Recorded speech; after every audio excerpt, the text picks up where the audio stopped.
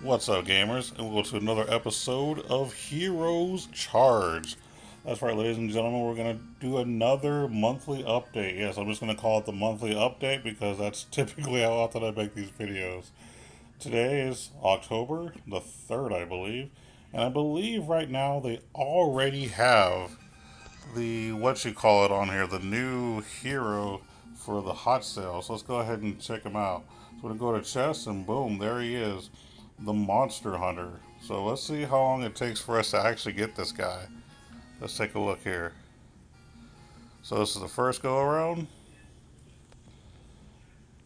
Number two. Let's see. We got number three. We got number four.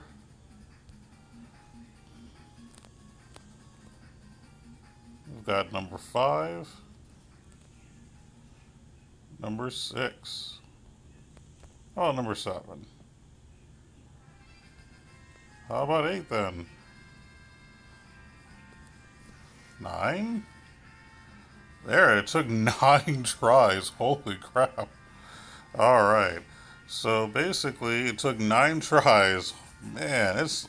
Okay, I'll be honest with you guys. For those who've seen my videos in the past, y'all know that it used to take like 4, maybe 5 tries to get these. They definitely changed it now to where sometimes it can take 8 or 9 tries. That's kind of nuts, right? But there we go. We got the new hero, Monster Hunter. Let's check him out. Let's see here. Yes, it's got way too many heroes these days. There he is. Alright, let's take a look at his. Well, first off, we'll take a look at what it says in the stats. Basically, he's a middle line intellect hero who possesses strong magic power.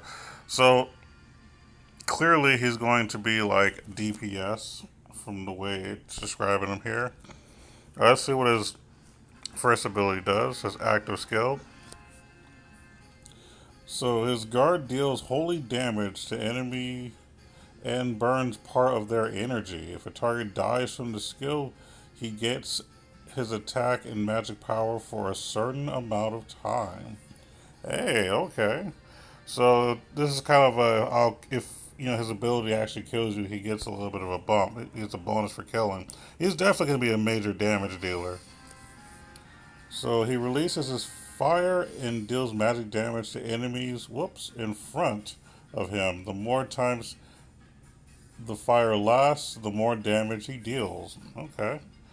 So he summons a yin yang field to protect allies. When the field is yin, allies are immune to magic. When the field is yang, allies are immune to physical. He also increases his own armor and magic resistance. Wow, so not only is he going to be dealing a ton of damage, he's going to be actually protecting everyone.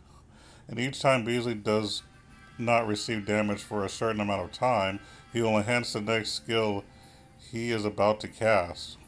So basically, if you can keep this guy from getting hit, using Turtle Fighter, people that use clones, stuff like that, he's going to be devastating. I'm telling you right now, Monster Hunter is going to be legit. And of course, there's his portrait. You're going to only probably see it in a sideways view, but still pretty cool. That's pretty cool, though. I like this guy. Monster Hunter seems legit. I think that he's going to be a powerhouse in Arena.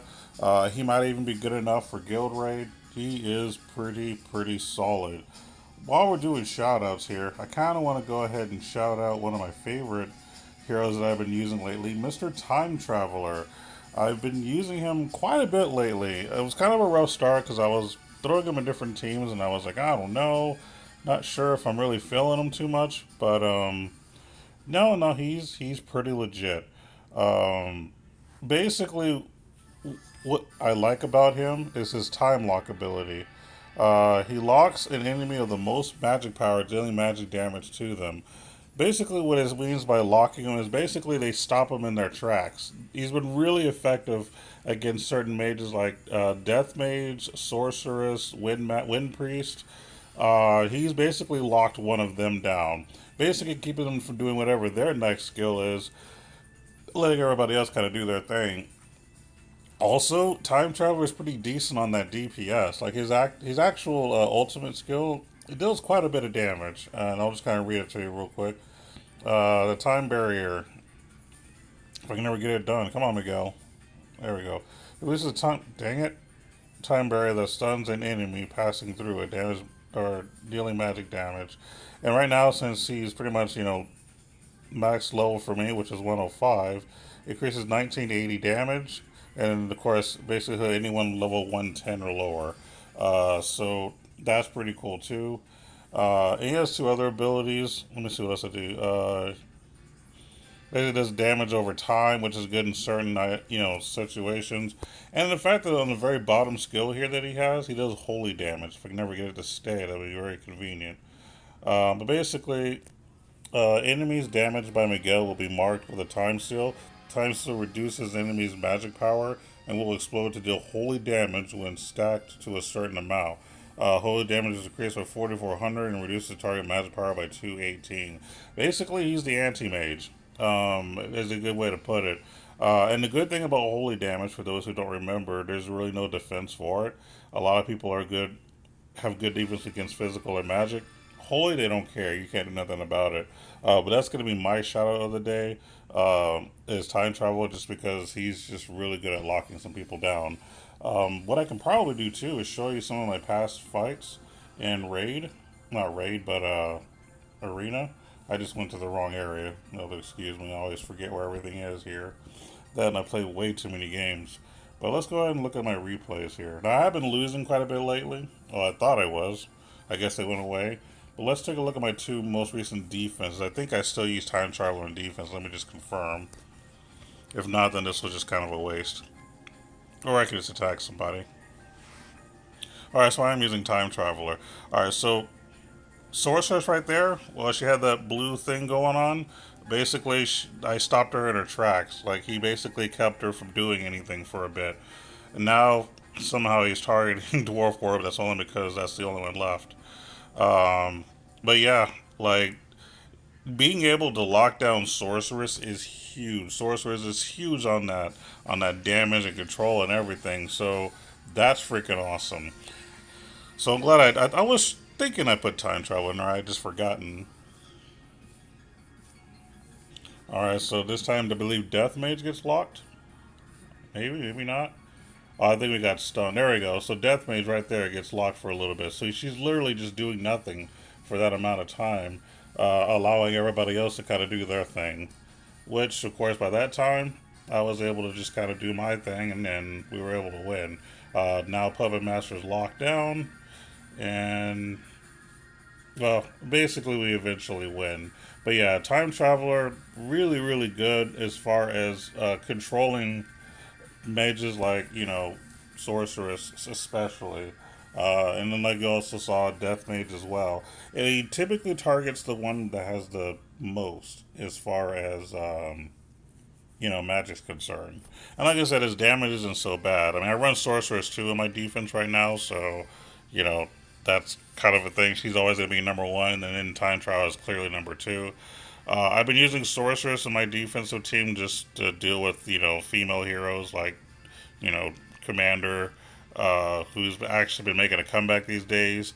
Death Mage, obviously, and then, of course, Sorceress if he can ever reach. Of course, Turtle Fighter is there to, you know, get behind, confuse them. Dwarf Warrior is just, another beefy tank. I see no problem with running multiple tanks in defense as long as they're not dependent on healing. The idea really is to stay alive. The fact that sometimes I can actually kill them is just an added bonus. Now, this isn't like the greatest team because obviously I'm in the 400s in rank. So, I mean, clearly I'm not doing the best in the world. 458. I now with my offensive team, I have gotten to about the 200s. It's just that within about, I'd say 8 hours, I'm knocked down by like 100 or so, and then knocked down again. So it's a thing. It happens. So I want to give out that quick shout out. As far as the Heroes Camp is concerned, because I told you I was going to be doing some stuff. As you can tell, a lot of stuff is at level 6 now. The only thing that's not at level 6 is the marketplace, but I'll just move my little chat head down. It's already building, so I already got that taken care of. Just did that this morning, as a matter of fact. So once that's done, I'm gonna max out the trading field, and then I'll be done as far as like leveling everything up until they make a Warhol level 7, which I don't see why they wouldn't make one. Now, I am gonna kind of give you guys another, kind of a preaching story about this area. Totally take advantage of doing this. A lot of people are talking about how they're having a hard time with the meta because of Steel Champion and Hercules and all of them just doing too much. And they're like, all of my heroes are obsolete. No, they're not. That's exactly what the Academy is there for, is to make certain heroes that at this point in time would be obsolete, makes them usable. Especially if you got them up to like the level 6, like where I'm at. I mean, you can get all kinds of older heroes, like Ember Star has lots of ways you can make her better. Silencer, who's always been good. Wind Mage or Wind Priest, I forgot what she's called, but anyway, or Wind Master, something like that. You can make her better. I mean, you can make some of the older heroes much better. As a matter of fact, I'm probably going to make him better soon just because he's good for a different mode, but Bear Warrior. But yeah, I mean, this is the way to make some of the older heroes much better. They even got something to help out Cloudwalker, which honestly I think he needs because he's not nearly as good as he once was. So, and of course, this guy has been needing it badly. So, I mean, there are heroes that are old that are getting that bump. The only reason that it might not be working for you is because you just probably haven't taken the time to do it all yet. And yes, it will cost you lots and lots of resources to get it done, but it's definitely worth it. So if you're having problem with the meta, just remember the academy is definitely what you're going to use as far as, getting where you need to be. So don't like just don't panic. Don't get all like upset about it. Just make the heroes you like better. Now, not every hero is going to be there, and I would personally say the reason they're not there is because they probably don't need the boost yet, which means that they're still doable. You just have to find the right teams to do it. So just keep that in mind. Um, Other than that, I mean, I would always just tell you guys to keep on doing the boss war, which is a matter of fact. Sorry, we just finished ours. I think I was ranked 5 last time. So, just keep doing this and redeem it. I mean, I'm honestly going to be using this area to get more fragments for Turtle Fighter until I finally get that done. Um, that's probably going to be it for the most part. But yeah, I mean, I just say, oh, and then don't forget about Crusade. Now that you're able to actually use the whole Vanguard thing, using Vanguard is huge. And I'll just kind of show it to you guys again for those who are playing along. Basically, pick the first three that, or first. Sometimes it's five, sometimes it's just three. It just depends. But pick whatever says suggest, and then just pick two that you're probably not going to use. Like I won't use him for sure, and I probably won't use. Mm, Probably won't use him. So I could raid 10 basically, and boom, get my prizes. I think I showed you guys this last time, but I just figured you guys needed to see this. And the reason I'm also showing this again is because this makes it better. Now keep in mind, I'm always doing this on hard mode. So on hard mode, I've already cleared the first 10. That means I only have to do 5 more left in order to proceed. So I could actually go into here, try to set up a good team or a decent team, and kind of go from there. And we'll just try this team just for the just why not? It's probably not gonna be a good team. I do believe they're running a what's it called, Bell Rose Fencer, which they are. But again, we don't care.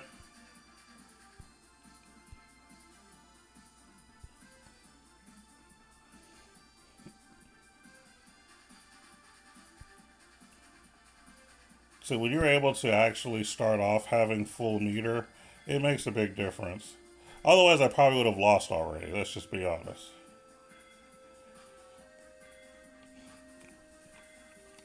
Now, this is probably not the best team that I should have used for this scenario, but I decided just to kind of stick with whatever was naturally there. And look, boom, we already got 11 done. Now go to the next one, and I'm actually going to leave the team the way it is. Screw it.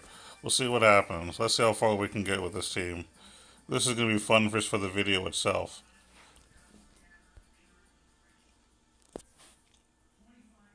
Now, of course, Turtle Fire is probably going to die here, but, you know, that's fine. We kind of expected that.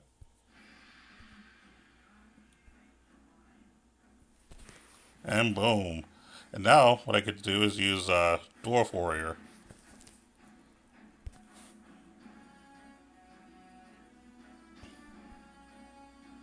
Bang. So that's 12 right there.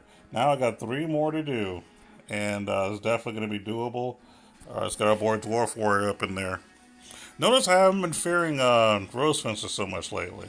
He's still great. He's still a dominating force. He's just not as intimidating as he once was. And I am actually doing everything manually this time as far as skills are concerned. I used to just do everything on, you know, auto, but it just, personally, I find it better this way. I think when you can control when the abilities happen, it gives you a better chance of just winning in general. So, that's the thing. And boom, we're already done with that one. What, we got 2 more left? Let's do this. Make it happen, Captain. Alright, from AP. This is something I usually do on screen, but why not? Give you a little bit of something to check out. I want to show you guys that this is a good idea, that you should be doing this, and there's something wrong with you if you're not. And I actually screwed up. I should have actually used Rose Fencer's ability and forgot. So that's my own fault. So if they die, I'm just going to let them die. I actually am.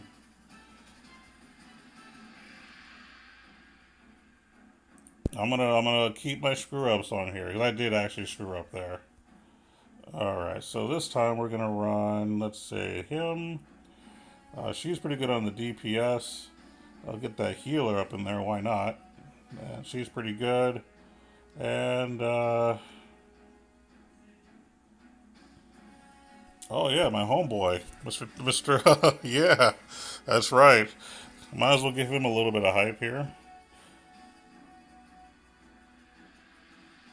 Okay, so losing Ice Mage is not that big a deal. I'm a little disappointed she died so quickly, but the good thing about her dying is typically when she dies due to her legendary ability, she gives someone else a shield.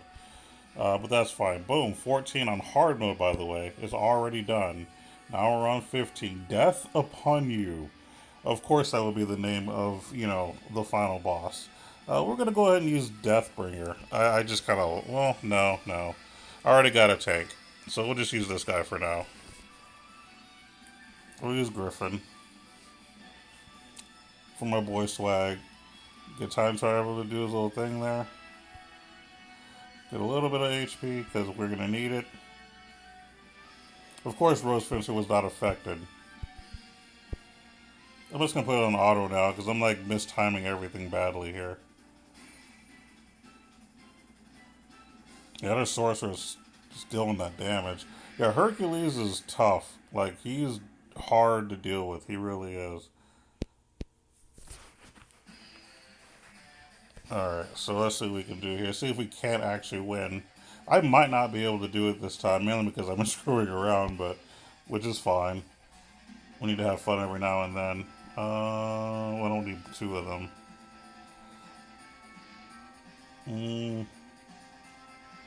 Yeah, why not? I'm gonna leave it on auto though. I'm not gonna actually do my skills manually. I'm gonna do it on auto this time.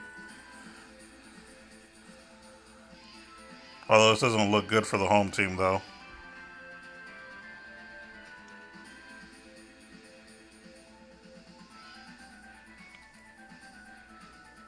Come on, ninja. Ninja! Nope, no ninja. So I think we killed like 1 person out of the whole ordeal. Definitely wasn't the right team. But hey, we got rid of Sorceress, which was their main damage dealer in my opinion.